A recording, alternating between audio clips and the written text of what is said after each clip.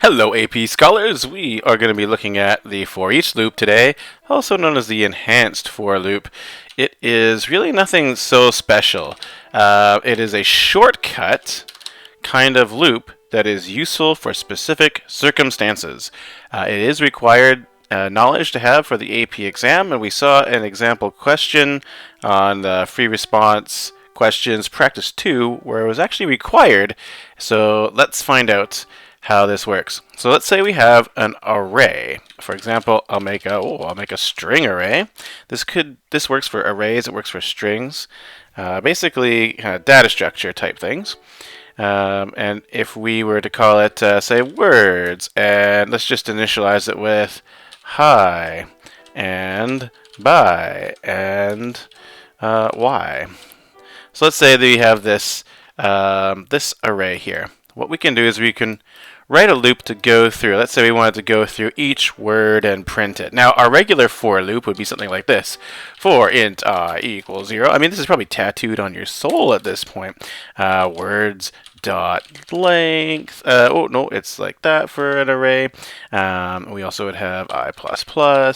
And you do something like this, right? You would access words sub I, and then you would do something like system.out.println, that, and like here's your for loop that would go through each word in the string array and print it to the terminal. So that's fine, but there's a lot of stuff in here that is pretty. It kind of gets in the way of clean syntax, and basically the thing is that almost always, like, you want to start at the beginning, you want to go up by 1, and you want to go all the way to the end, and you want to access a particular element at a time.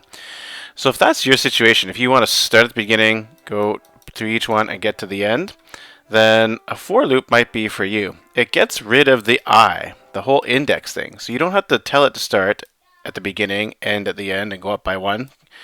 You can just write the for each loop. So I'm going to write a for each or enhanced for loop down here. For each string, which I'll name, say, word in words, do the following. System.out.println word. This is the for each loop or enhanced for loop that does the exact same thing this does. How on earth does this work? How does this magic work? Well, basically, the for each loop assumes that you're starting at 0. It assumes that each time through the loop you want to get sort of the next word or whatever element in the array, and it assumes you're going to go up by 1 each time. And here's how it works. So instead of doing all that I++ and I stuff, it just handles that and hides it away from you. So the first time through this loop, let's say we're just beginning this loop, it's going to get the first elements in the array, and it's going to assign it to word. Note that this type has to match whatever the type of the array or list is. So I'm going to get a word. At first time through, it's going to be hi. So it's going to print out hi.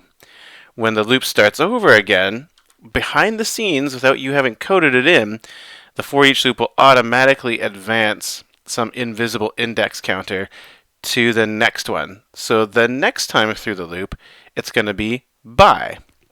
Word just gets assigned the next value in the array or list. And then it'll do it for a third time, and then word will become y. And then once it's at the end, it'll automatically stop without you having to have programmed anything. It can never go out of bounds, so that's good. So that's basically how the for each loop works. It's actually meant to be a simplified syntax to make these kind of tasks easier and quicker to program and cleaner to program in terms of the code. There are some things where for each loops are not good though. So for example, if you had to do something with the index, for each loop's terrible. For each loop's not going to help you. If you wanted to return the index of a particular word or something like that, you're not keeping track of the index anymore. So if you need the index, for each loop is no good. Also, if you're trying to remove or add things to a list, no good. You can't really remove something from a list if you don't know its index, and it's not allowed in a for each loop anyways.